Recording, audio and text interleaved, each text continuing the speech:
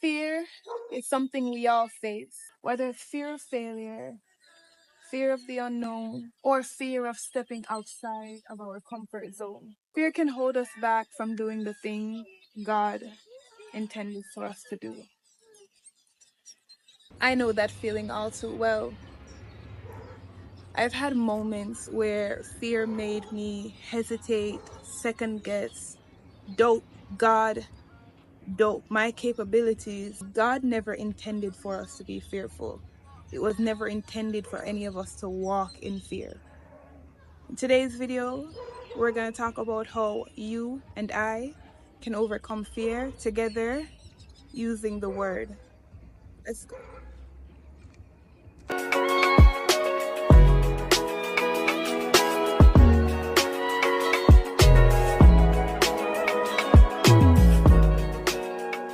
A little backstory, right? 2019, I drove, your girl was whipping it. I drove for my exams, drove for my license. I did not buy my license. I did not do any backdoor anything. Kudos to who did it. I didn't. I drove for it, so kudos to me. Yeah. Through the help of Jesus Christ, right? Drove for my license, got it all clear, passed on my tests. Yeah. 2020 I had got married, had my son. 2022 had my second son. My husband and I, we decided, okay, we needed a car. We got the car, and then I was like, girl wants to be able to move around. She wants to be able to do the things that she needs to get done. And my husband, he needs my assistance in certain things. So I ended up started driving. But then I realized, like, every time I'm driving, I thought it was a health issue. Every time I'm driving, my eyes get blurry.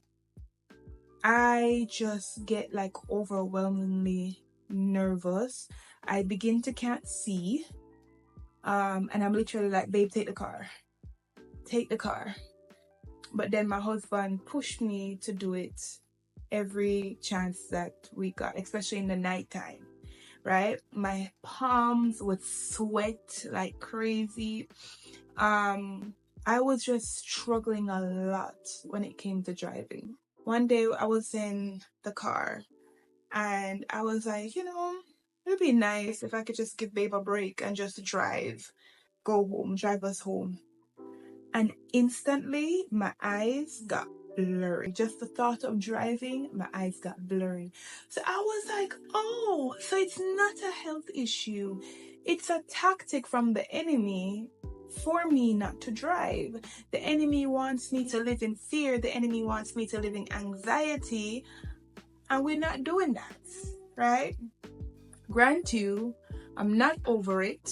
I do have a video where I was actually driving, and as much as it wasn't a lot of driving, it was still very nerve-wracking to me. In 2020, we also did get into a major accident where a car ran into my side while I was pregnant. I'm a strong girl, so I don't even think I was traumatized by that, to tell you the truth. But there are a lot of factors. I don't know where it came from. So I just want to talk with you guys today about how we can overcome fear using the word, using the Bible. Because, as I said, fear was not intended for us. It's not intended for us to be fearful. It is a plan of the enemy for us to live in fear. Because if we live in fear, that means that we doubt God. And if we live in fear, that means that we don't walk in power and we don't walk in authority. And the word of God says that he has given us power and authority to trample upon every right. So we're just gonna talk about that. One of the first scriptures that lets us know that we're not supposed to be living by fear is 2 Timothy 1 verse 7. For God has not given us a spirit of fear, but he gave us a spirit of power, of love, and of a sound mind. You hear what he said? The word said, God has not, had not, did not, will not give us a spirit of fear, but he gave us a spirit of power, of love, and of a sound mind. So he has given us power. He has given us love. We all have love inside of us. And he has given us a sound mind. So he did not give that to us. So fear is not from God. The only being that he wants us to fear is himself. He does not want us to be walking around with fear and just quivering every time we're supposed. Fear is literally crippling. The second scripture is Philippians 4, verse 6 to 7. Some Bibles say, be anxious for nothing. The King James Version says, be careful for nothing, but in everything by prayer and supplication, with thanksgiving, let your request be made known unto God. And the peace of God, which passeth all understanding, shall keep your hearts and minds through Jesus Christ. Right? So be careful for nothing. Be anxious for nothing. Fret not yourself. Cast your cares upon to the Lord because he cares for you. Worry about nothing. Be anxious for nothing. So anxiety is not of God. Anxiety is not of God. So when we say we're anxious, it is a human feeling. It is a human feeling. But it is not something that we should be withholding. We should be at peace to know that, okay, you're going to do the test and in Jesus' name, you're going to pass. No, it doesn't work like how we want it to work. Yes, the Lord knows that we're going to be anxious. Yes, the Lord knows that we're going to be cautious. But just because he knows that we're going to be doesn't mean that he didn't give us a guideline. Doesn't mean that he didn't tell us what we're supposed to do through his servants. So be anxious for nothing, but in all things by prayer and supplication, make your requests and thanksgiving. Make your requests be made known unto him.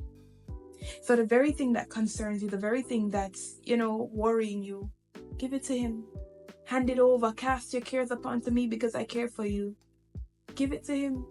He wants it. He doesn't want you to have it. He wants it. So give it to him. Give it to him. And then the second part says, and the peace of God which passeth all understanding shall keep your hearts and minds through Jesus Christ. So you handed it over to him. You gave him the very thing that's stressing you. You gave him the very thing that's worrying you. You gave him the very thing that's making you anxious. You gave it to him. The peace of God which passeth all understanding, all human understanding. The peace of God will come upon you. That's what our Father who art in heaven, that's what he gives. He does not give fear. He does not give anxiety. He does not give worry. He does not give stress. It is something that we as human beings, we had taken up, and it's something that the enemy, once you take it up, what the enemy does is he plays on it even more. So the very moment that you're anxious, the very moment that you're fearful is a moment that he's going to make you a puppet. It's the moment he's going to say, ha, you're fearful. Fear, depression, fear, anxiety. He makes you a puppet. That's not how God wants us to be. The third one is my favorite. And I was doing my research on this because in the scriptures, there's so many parts of the scriptures where God says to his prophets, fear not, be not afraid, do not fear, fear not. There's so many times, according to research said it's 365 times. I'm not sure, I'm not going to run with it because I don't like to run with things. Isaiah 41 verse 10, and it reads, fear thou not, for I am with thee. Be not dismayed, for I am thy God. I will strengthen thee.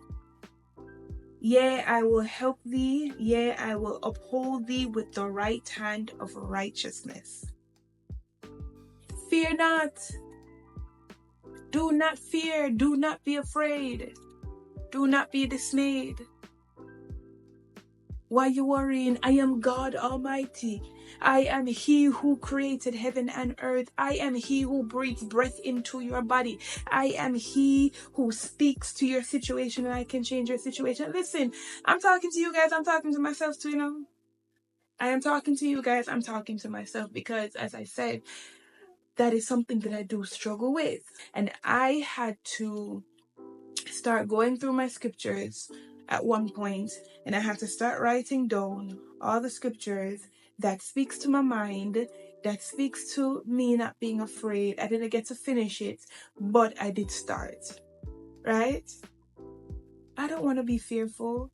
I don't want to be walking around in fear when I serve a big and mighty and ginormous God. When my Father is King of... What? When my Father is King of Kings and Lord of Lords, fear what? I don't want to do that. I don't even want my children to be fearful. When my children, one of the things that I love my husband does to show you how good a father is, let me give you an earthly example. When my children, I have a video where my husband, one of my sons went into the kitchen and saw my husband with the fish. And my husband was cleaning up the fish, and my son came in and he saw it and he ran back out of the kitchen. No, Daddy, no. And my husband said, hey boy, come here. He said, hey boy, come here. And of course, because of his father, he's going to go to his father. He went to his father and he was like, touch the fish. And he was like, no, Daddy. My husband brought the fish closer to his face and he's like, no, Daddy, no, Daddy. And my husband said, look at the fish. The fish is not doing you anything. And my husband said, kiss the fish. He kissed the fish. He kissed the fish and he realized nothing happened. Fear, gone. My husband did it with my second son. Second son, even worse reaction. Right? He was ready to run and scream. And my husband worked the both of them. Fear was gone. They both eventually wanted to kiss the fish again.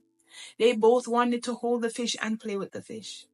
So our Father in heaven, His aim is to help you to get out of the fear. His aim is to deliver you from fear.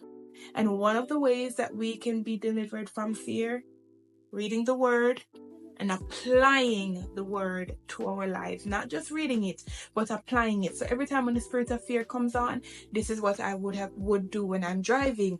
I will not fear. I speak life over my life, and I declare and decree that I am not fearful. I speak the word of God over me, for He has not given me the spirit of fear, but He has given me the spirit of power and of love and of a sound mind. That's how I would talk to myself, to my mind, because I can drive. I can drive. Another one is Psalms 27 verse 1. The Lord is my light and my salvation. Whom shall I fear? The Lord is the strength of my life. Whom shall I be afraid? Whom shall I be afraid of?